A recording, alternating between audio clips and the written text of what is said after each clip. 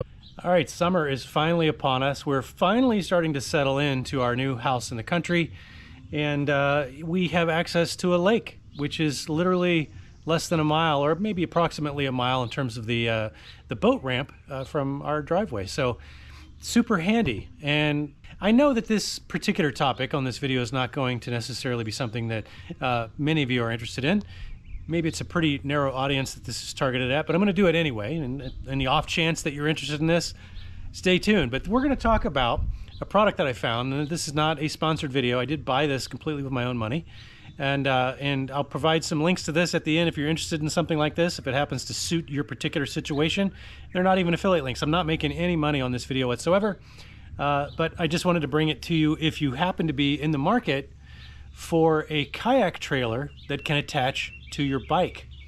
And that's a very specific use case.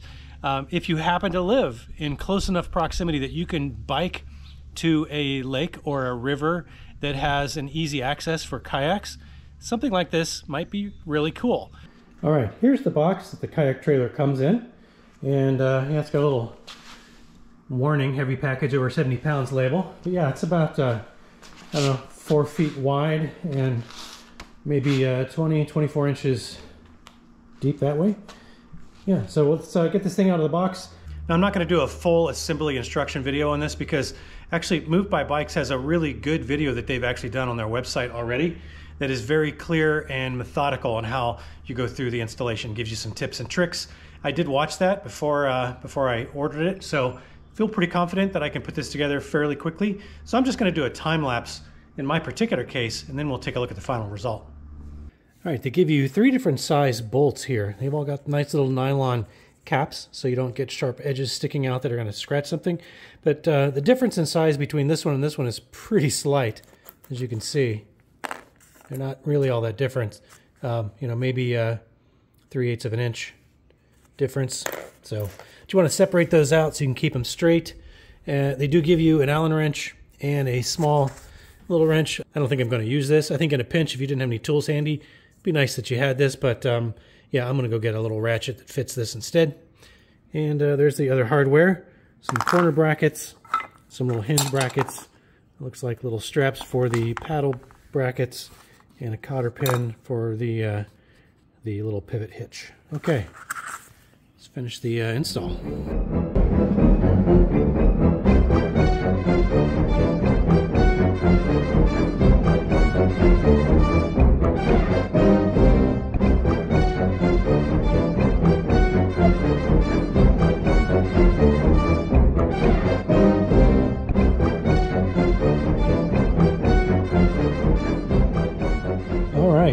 All I have left to do is put on the padding.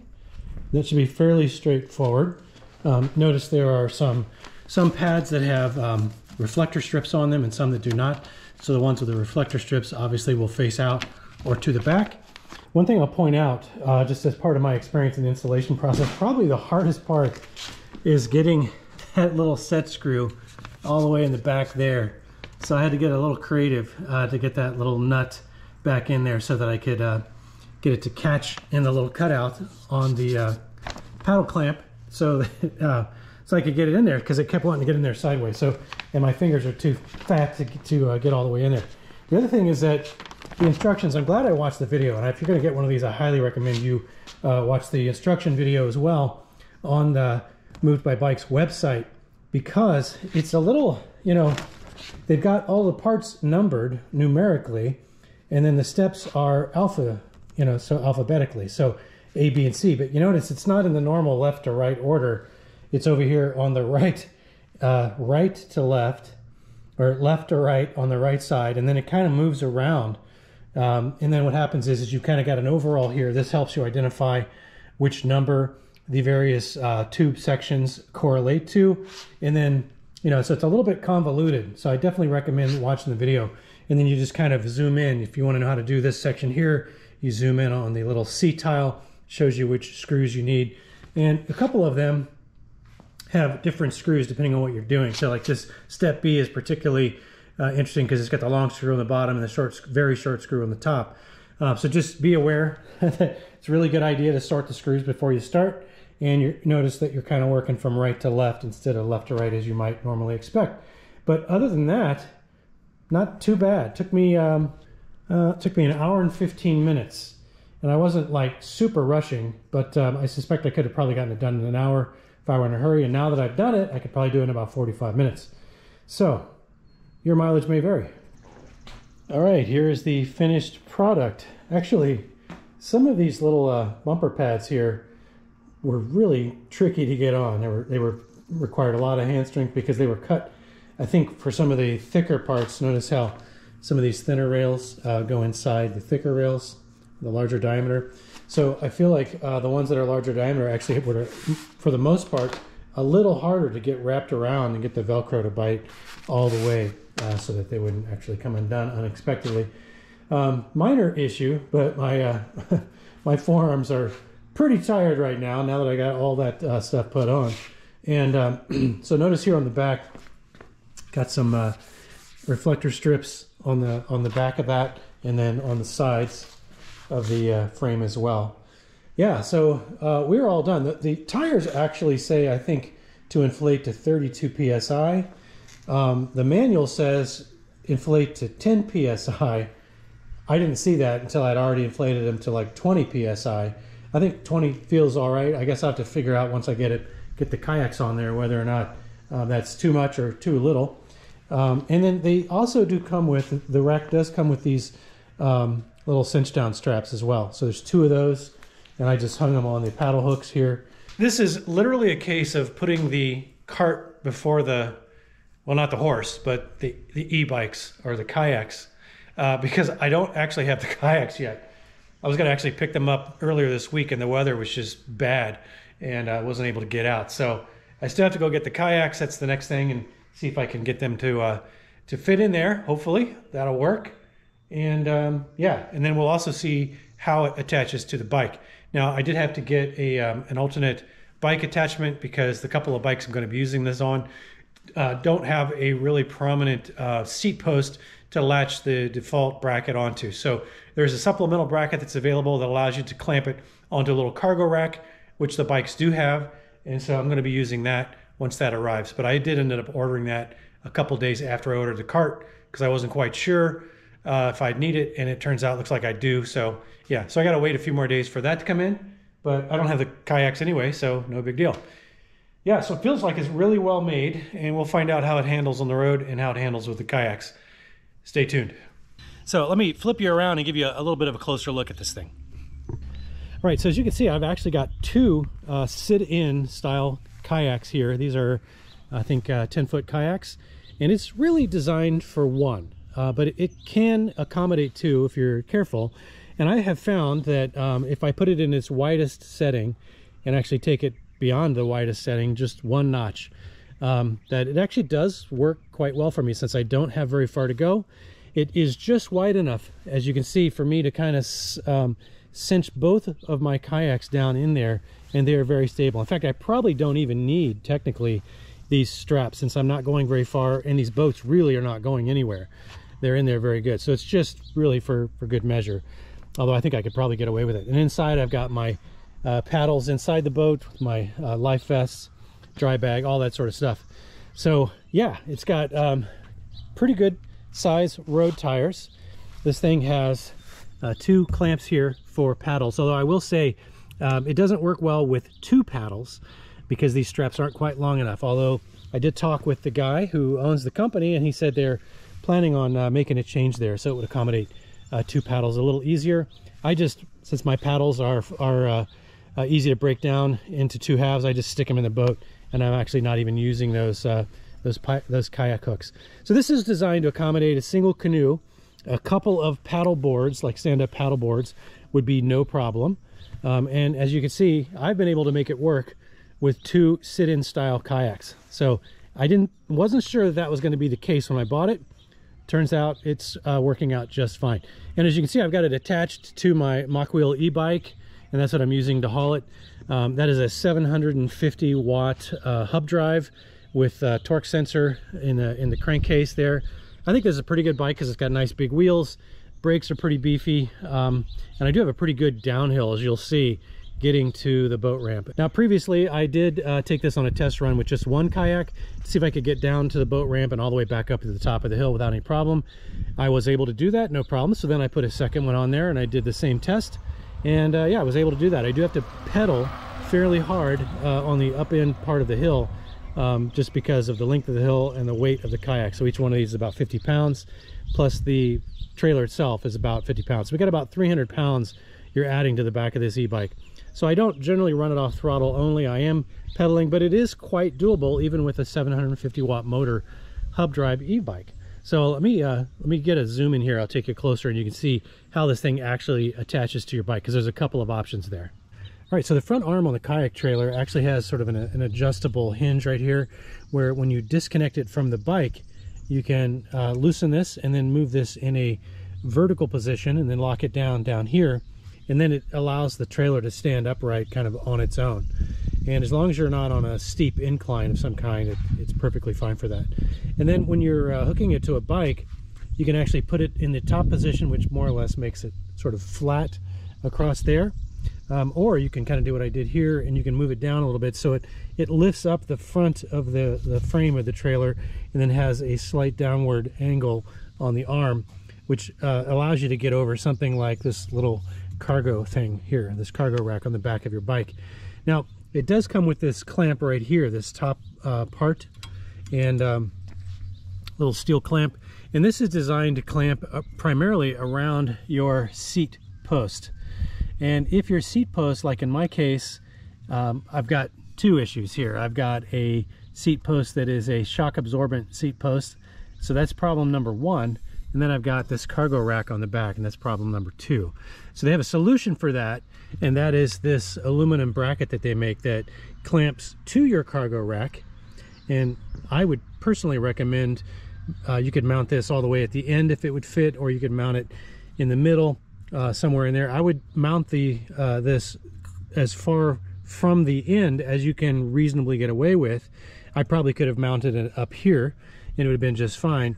But I find that the further back that you mount this, that you use this style of bracket here, that's an option from Move by Bikes, but the further back that you mount that, the more the trailer motion in the back affects the bike, because it's happening on the very end versus moving it in a little bit a ways.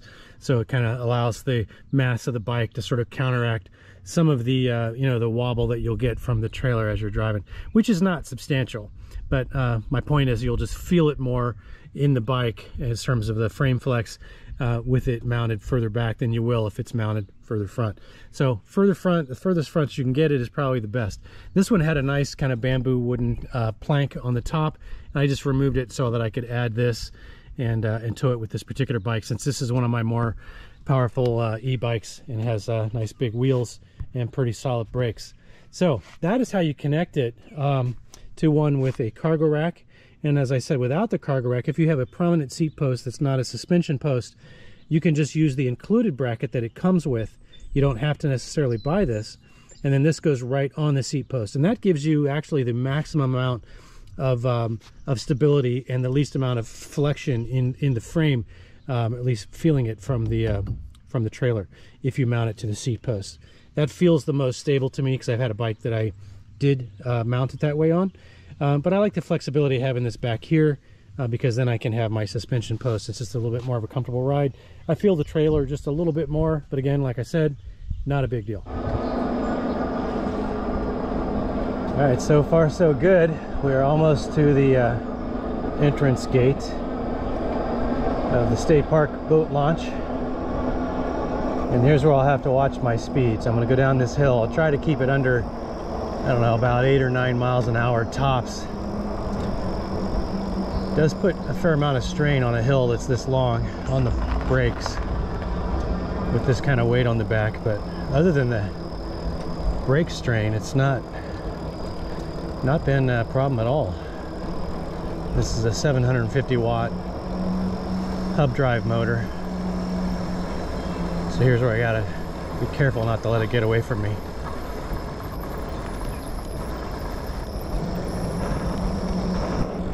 But it is leveling out here a little.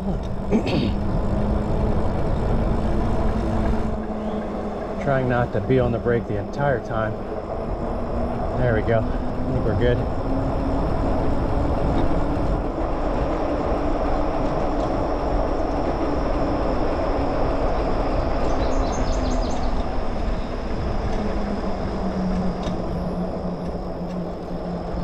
think I'll go down to the ramp and put the boats in first and park the bike. Maiden voyage.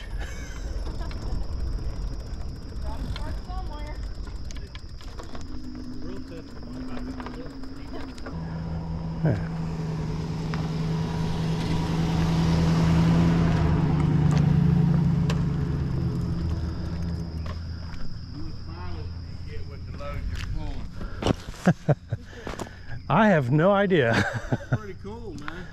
I was waiting for you to go back it in, and I'm like, I asked him, I said, "You got good brakes?" That's the trick. That getting up the hill is actually not too bad. Yeah, yeah.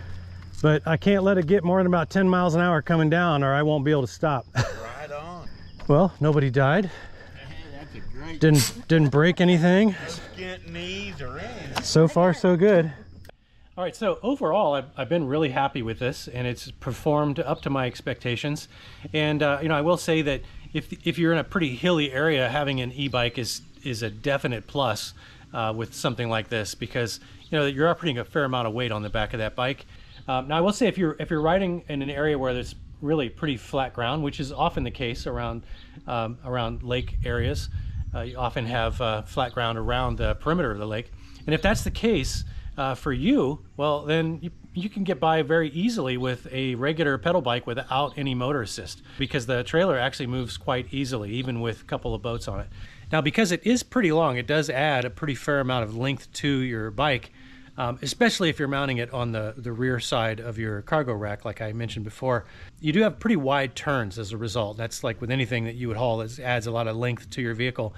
Now, they've engineered this to actually make it sort of length adjustable to some degree, and the instructions actually say to keep it as short as you can get away with, just for maximum maneuverability. I think I pretty much got it maybe 1 or 2 notches shy of the longest setting, and it's working for me, so I think I'm just going to leave it the way it is. I don't have a problem with the turning radius.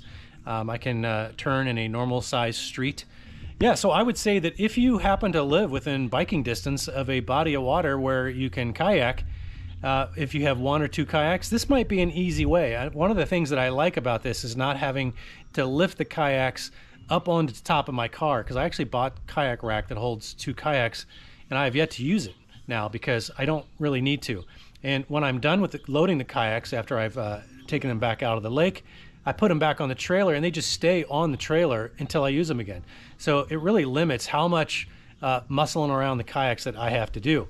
So yeah, that was kind of an unexpected benefit that I didn't anticipate when I first ordered the trailer. So yeah, it's a pretty good product, and I think it's reasonably priced for what you're getting. I know there's a cheaper one that you can get on Amazon, but it's got terrible reviews, and that's why I had elected to go with a more quality option. I think it's better to spend a couple more $100 and get something that you know is engineered well and doesn't have like a 2.5-star rating with a bunch of returns on Amazon. So the guy at Move by Bikes, really easy to work with, shipped it, and as you saw, installation was pretty straightforward. I'd highly recommend, like I said earlier, checking out their video on how to assemble it if you do pull the trigger on getting one of these. Very good product. I think they did a great job, and I look forward to seeing what kind of improvements they make in the future, but I'm pretty happy with this, and I've got no major complaints. So go check them out if this is something that you think might work for you. I did leave links below in the description.